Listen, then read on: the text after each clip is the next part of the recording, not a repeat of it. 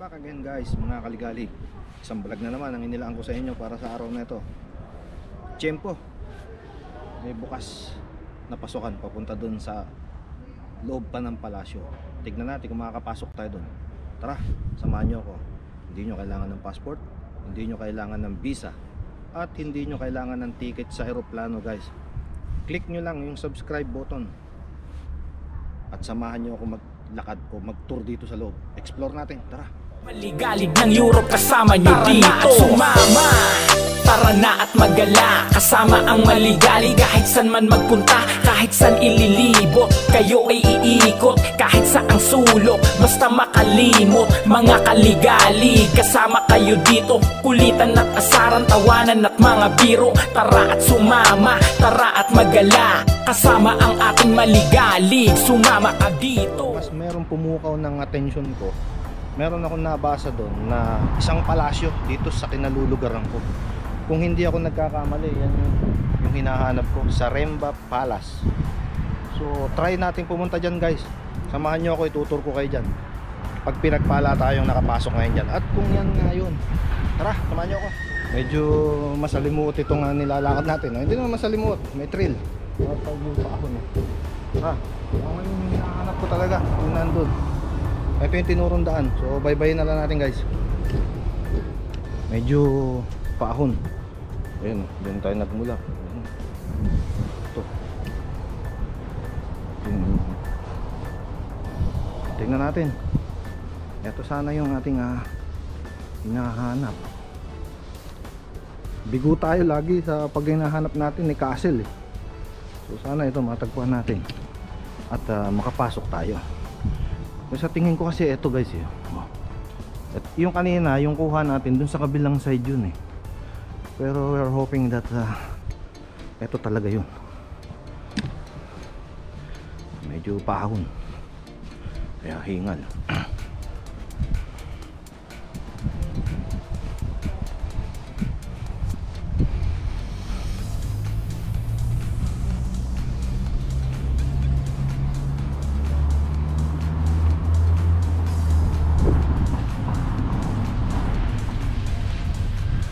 Welcome back again mga kaligalig. Natagpuan natin dito. Kung makikita nyo dun sa background ko yung mga knights. Pag may knights, ibig sabihin yan nga yung palasyo. So ayan o. Kikita nyo yung mga yan.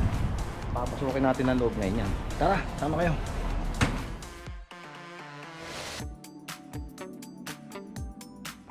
Ang eskulturang ito ay paggunita kay Duke Barnim II na tinawag na Great One na namatay noong 1368. Itinayo niya ang unang upuan ng mga Mason, Duke sa Castle Hill sa Sesen at itinatag ang simbahan ng Kastilyo ng Saint Othon noong 1543. Ang board ay niutos ni Duke Barnim at nilikha ng isang hindi kilalang eskultor ng kastilyo upang mailagay sa kapilya ng Duke sa simbahan ng kastilyo kung saan inilibing si Barnim. Ang simbahan ng kastilyo ay nawasak noong 1573 at ang lupon ay maraming beses na dinala sa iba't ibang lugar pagkatapos lamang ng ikalawang digmaan ng pandaigdig na inilagay sa hilagang pakupak ng kastilyo. Ang mga itinatampok na dekorasyon ng gate ng kastilyo ng Baroque, tinawag na panoplia, nilikha ng mga elemento ng iba't ibang mga nakasuot, ay ginawa noong 1735 habang naghahari ang Prussian sa Sesen. Pinagkadalubusan ito ng mga eskultor na sila Ettard Lupper. Naglalaman ng mga ito ng mga sagisag na tumutukoy sa mga tagumpay ng digmaan ng Prussian, sila Haring Frederick Wilhelm. So guys, papasok tayo. Tingnan natin kung anong meron. So yan yung mga nakatalikod na mga knights. Ito yung gate. Yan. So dito, pasukan natin.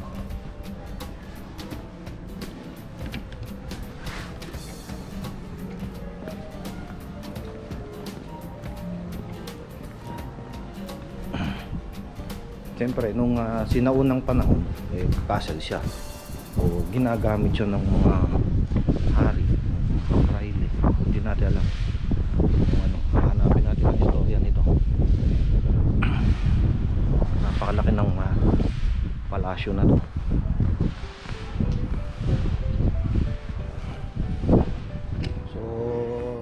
dahil sinuswerte na naman tayo guys, sarado yung mga pintuan, di na naman makakapasok si magaling. Nakapasok lang tayo rito sa main na ano nila dito, yung pinaka-receiving o ano nung unang panahon. Sarado yun. At saka eto, nagkaroon na ng ano rito, malamang meron na nagpo-concert dyan pagka.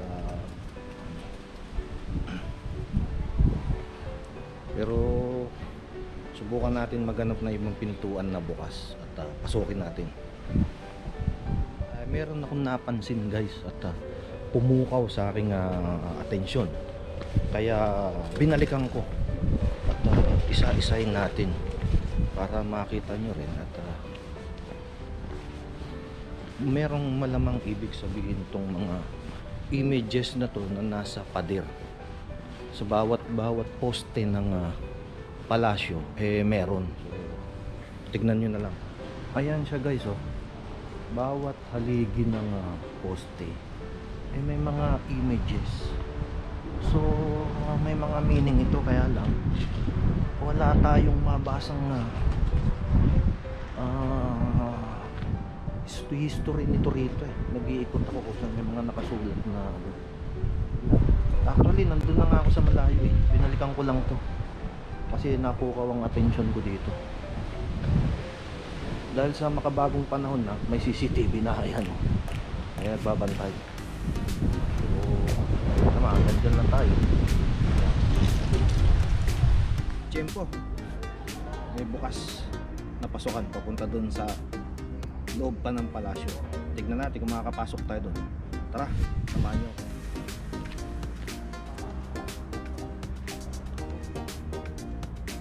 Nakita natin bukas kanina. Subukan natin dito kung meron pa tayo matidiscover o ma-explore.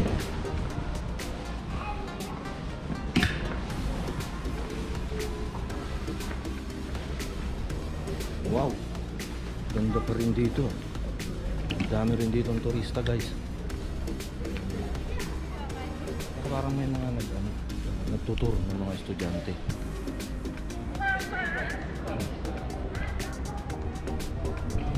So guys, pinagpala tayo. Pwede tayong pumasok ngayon dyan sa tower, dyan sa taas. Pero bibili ko ng ticket, may bayad na pala ngayon dito.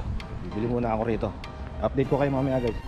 So, can I take the video? This is the ticket that I'm buying for the tower. Tower? Yeah. Only tower? Yeah, You want to see underground now of the castle? Yeah. All over, all. I want to see all. All. Yeah. Okay. 12 zloty then. Yeah. So guys, may bayad dito tapos ikutin natin. So how much it's all? 12 zlotys. Okay.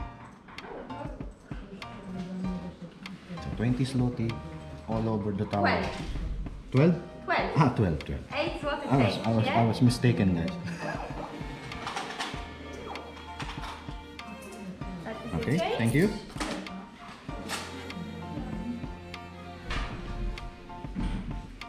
There's a map. In English, yeah? Yeah, in English.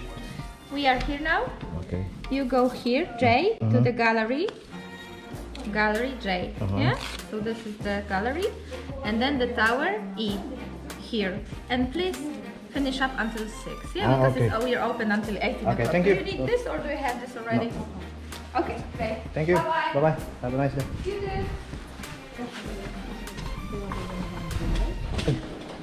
So guys, may ticket na tayo. All over the tower ang iikutin natin. Ang ticket. Tara, samahan nyo ako ngayon. So ngayon, pupunta tayo ngayon dito. Iikutin natin. Tara, papaalam tayo. So, I paid 2 tickets. So Okay. How it should be. This one is for the tower and this one is for the exhibition. Where is this? The exhibition you find. You have to go Okay. there, through the jar, There. I saw it. there. And this is the entrance J. So first For I the will go here. exhibition. Yeah. Thank you. So guys, pasok tayo.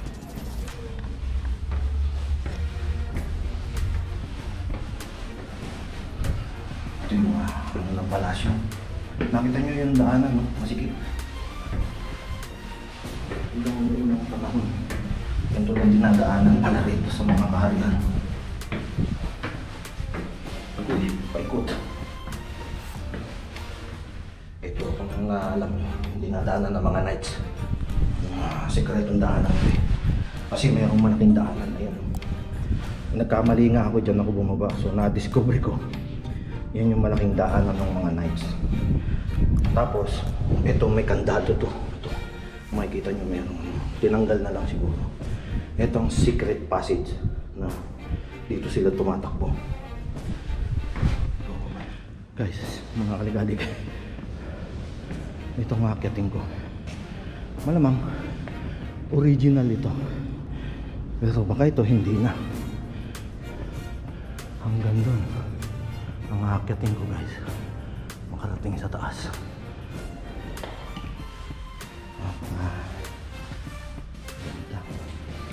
So ito guys, hindi na to original. Binago na nila itong mga step na to. Pero malamang yung una doon lang yung original.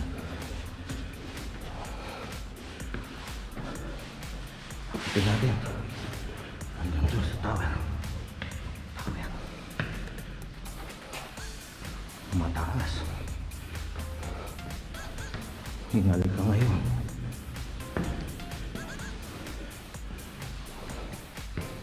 So guys, kung nung unang panahon inaakyat ng mga knights ito ng mabilis, tumatakbo sila lalo na kung may laban. Si Maligalig, ilan pa lang nga nadali, hingal. Update ko. Sa wakas guys, narating natin ang pinakamataas na bahagi ng palasyo. At ito ang tore. Marami ko nakasabay ng mga turista rin na inakyat namin ito, napakataas na bahagi nito. Ito ang kampana na nagbibigay ng hudyat na kapag ito ay pinatunog, nagiging alerto ang lahat ng mga knights. Sila ay pumuposisyon na kung saan sa mga dakuman. Makikita nyo ang isang kampanang ito na napakaganda at orihinal na orihinal. Ngayon, sa kabilang bahagi na ito ay matatanaw ang palasyo na kung saan namamalagi ang reyna at hari na pinoproteksyonan ng mga knights. At sa dakong ito naman ay matatanaw dahil nung unang panahon ay hindi pa naman ganyan punong-puno iyan ng building ngayon. So malawak yan at natatanaw dyan ang kanilang mga kalaban. At marahil ang bakod na ito ay hindi ito ang original, pinalitan na lang dahil kung ito ay matatanaw ang mga knights kung ito ang dating bakod. Napakaganda sa taas ng tore na ito guys. Tanawin nyo ang lahat-lahat magmumula doon sa karagatan kung saan manggagaling ang kanilang mga kalaban.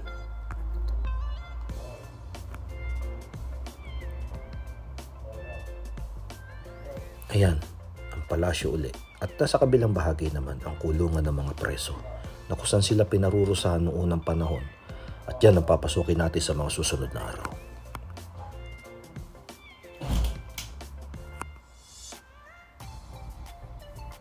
So guys, hanggang sa muli bababa na ako at malakas ang hangin dito sa taas at matapos na natin, dadaan na ulit sa maliit na butas na yan bababa. So guys, galing ako dun sa taas. Mababa na naman ako dito sa masikip na to. Ito ang alam nyo, yung dinadaanan ng mga knights. Yung sekretong daanan. So kumana tayo. Ano tayo yung sikip ko? Kasi sikretong daan nga eh. Sikretong daan nga, hindi na sa sikreto. Kasi marami na doon daan. Agoy.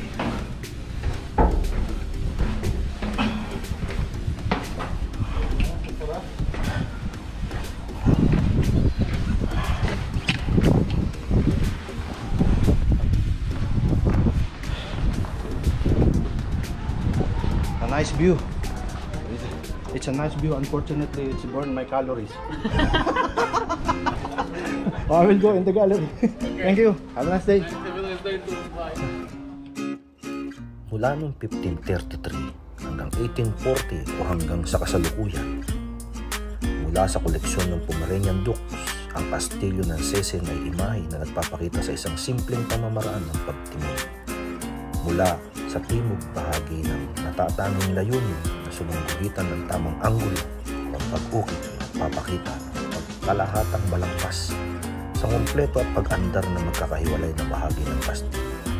Malinaw din na natin nakikita ang dalawang patio sa kanluran at silangan sa inagang bahagi ng silangan. Ang old house at nasa likuran lamang nito ang pader at hindi nakikitang burol ng kastilyo.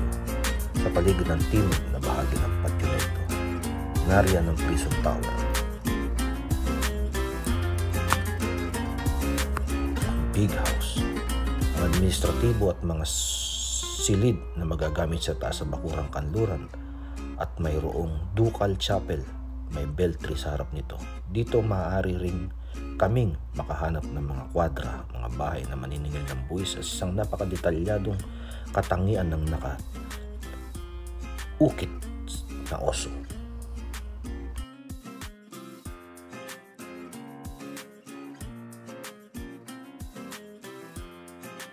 Ang tore ng orasan sa timog na hilaga ng kastilyo, tinatawag na Great House, ay ginawa sa pagitan ng 1693 at 1694 sa panahon ng paghahari ng Sweden at Sessin.